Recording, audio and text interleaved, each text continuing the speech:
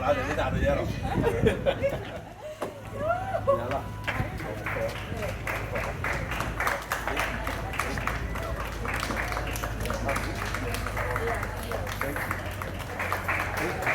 you guys.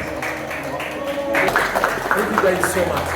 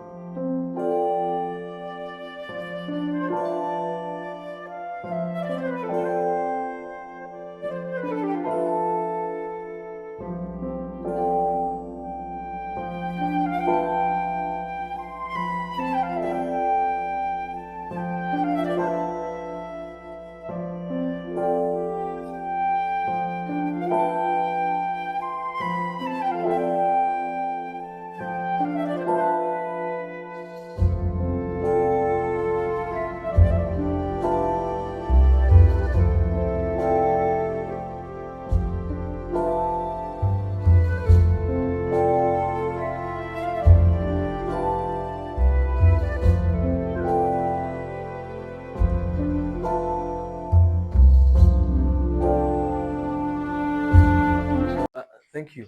Thank you, Ivan. What you have done this morning is very risky. In the sense that we have only won the battle, not the war. I have only won the NRM flag and the general elections next year. Chances are that this celebration will be short-lived. And if we do not win the elections, then you and I will be ashamed. But my advice is don't post those pictures until January. That is my advice. Until we have one when you can actually post them. The CEO of Joda Group of Companies, my colleague, the general manager, my friends, the Evans and Alphas, and students of JDI, good morning. My name is Lawrence Alionzi. Some people call me Dangote. A name which has absolutely nothing to do with my financial status. I am a completely broke young man, and no one should be mistaken to think that I have the money that the name Dangote is supposed to have. I have been with JDI truly for a while, and I took a short leave to pursue a political adventure, which luckily has turned out to be successful, at least this far. Now, Ivan asked me to narrate how the journey has been. Whereas it is not new, every political adventure is like giving birth. I don't know if there are mothers here, but every childbirth is unique, very painful. And oftentimes when you're giving that birth, you promise not to do it again. But if you give birth successfully, you will do it again. Such is every political experience. Every position you run for is unique, painful in its own way, difficult. But if it is successful, the joy outweighs the challenges that were there. And you will do it again. In the most recent, I contested for Guild President at Makerere University. I speak today as the 88th Guild President of Makerere University and the first one from West Nile sub-region. The day I was approached by fellow students to run for Guild Presidency, I ran away. I told them I had a paper, so they gave me room because I knew they would carry me for nominations immediately. So they left me room and I sneaked and stayed at Ikoni for 3 days and switched off my phone. But when I turned it on, I received an email from the university that I had been successfully nominated to run for Guild Presidents. Fear, anxiety, and all human emotions were mixed in one man, in one small man at a particular time.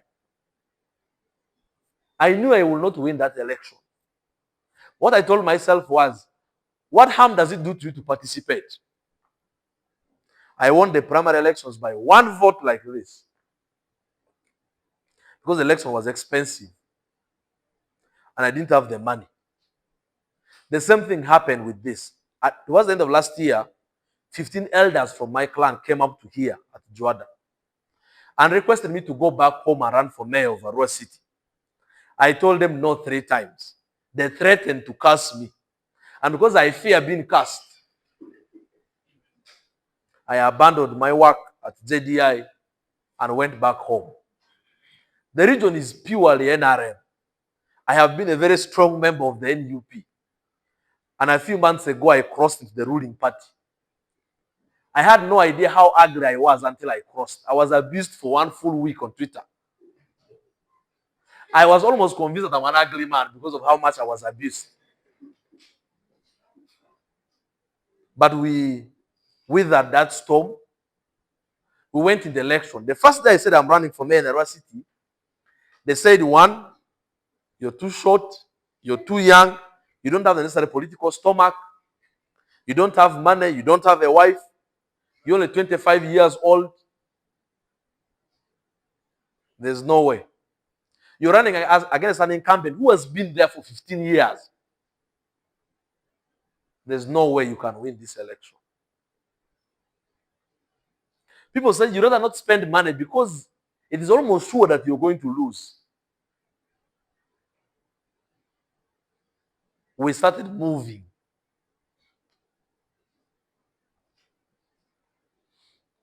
I am sure in this room there are people of all religious denominations. Whether you read from the Christian Bible, or the Muslim Quran, or the Jewish Torah, or the Hindu Gita, all men and women who are called to the service of fellow men were first hesitant to do so. But upon acceptance, they delivered. Whether you talk about Prophet Muhammad of the Islamic faith, or John of the Christian faith, their story is the same. So we set out to campaign. I can assure you, Ivan, there were days when I woke up and I had 15 rallies to address in one day, and I didn't have a single coin. I coined the phrase that now from here we walk by faith, not by sight. There were days my team, we moved, and the only thing I could give them at the end of the day was motivation to go back home. I thank God for my ability to speak. People said in Central Division, in Arua, where we have a cosmopolitan region, you can't win without money. Without money, I got 7,000 votes, and the opponent got only 1,000. That evening, he was giving every voter 5,000 Ugandan shillings. That evening, my team didn't have supper.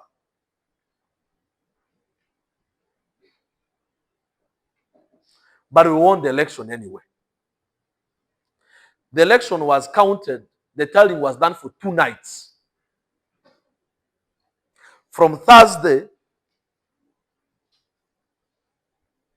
at around 2 p.m., around 3 p.m., to Friday at around 3 a.m. when the results were announced. Tallying was taking place while rigging was taking place. We fought in that room over 5 times. I did not sleep for over 48 hours. Not even, because if you blink, you're gone.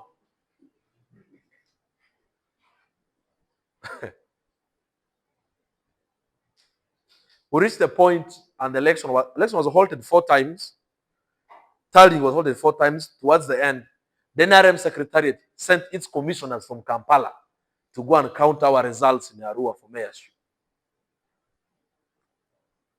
That was the only way we had results.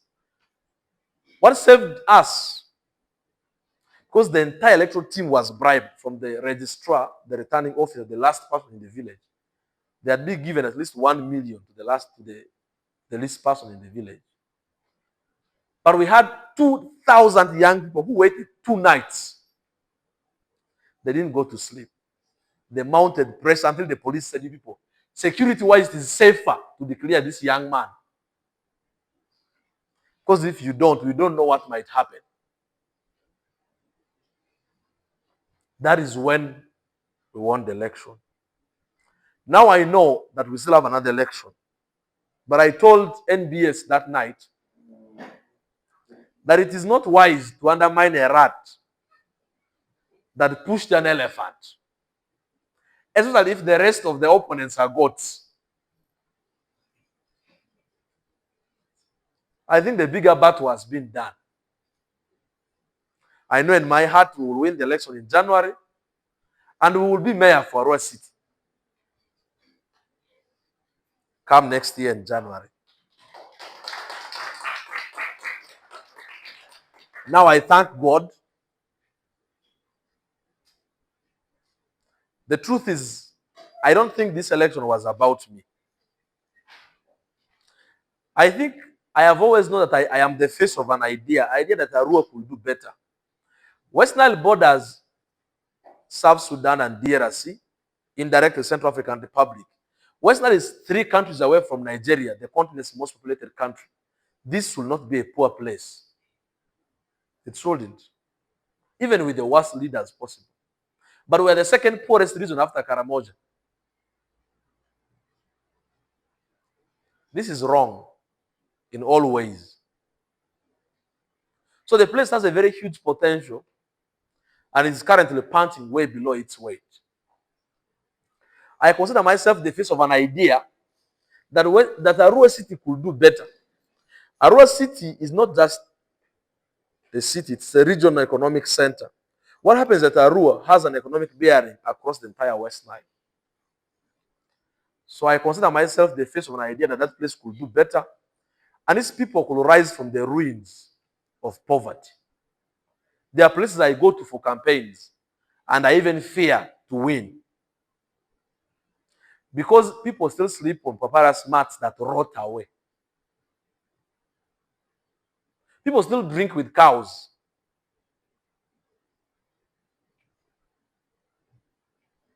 So you can imagine the burden on the shoulders of somebody like me who has risked to give hope to those people. I think it would have been safer for me to lose than to win. But either way, because I don't listen, here I find myself. So I thank God that He has given me the difficult task. I pray to Him through you people that He gives me the mind and heart for the tasks that lie ahead of me. Not just the campaign. The campaign is the easier bit. Because I can speak, I can win any election. What is hard is to deliver. That is what I pray for. I also appeal to you for your help. I'm not sure what you can do to help me and the people of Arua. But whatever you can do, I welcome it. If you're like him and you come from Arua or West Nile, I hope you get concerned enough to be bothered by the things that happen at that place. When we were younger, we used to say that a group of sheep led by a lion can defeat a group of lions led by a sheep. Such is the graveness of leadership. You see, if you convinced us, like Patience, that even in your childhood, I don't know where she is now, that you are making houses out of boxes like she usually says here every time visitors come, we still want you to come to JDI for training before you become a designer. If, like Mark, you convince me that your grandfather and all your ancestors were very successful herbalists and witch doctors, we won't let you become a doctor until you have gone for training in medical school or nursing school. If you convinced us that you're the most talented public speaker, we won't let you become a teacher until you have gone to school of education. Somehow the leader who is in charge of all these people combined is expected to figure it out on the job. I think we play with leadership. And I have a problem with democracy. Democracy assumes that the people should elect who leads them and how they should be led. There are assumptions that the people know who should lead them and how they should be led. Do the people actually know? But you in this room know who should lead you and how you should be led. The problem of society is that you don't care. You don't care who wins. You only care now because I am a friend to JDI. But if I wasn't, it wouldn't bother you who wins the mayorship race of Arua. It wouldn't bother you who your councillor or member of parliament is. It wouldn't. Because for you, you're okay.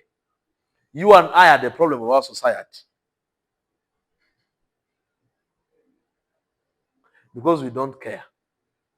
And the people that care don't have the knowledge you have to care. So I hope while we cut this cake, it bothers you who your leader is. I hope you're bothered enough. Thank you all for your time. And thank you for these amazing things.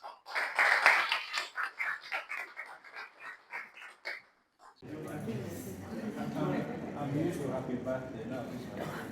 But you're musician. Okay, 5.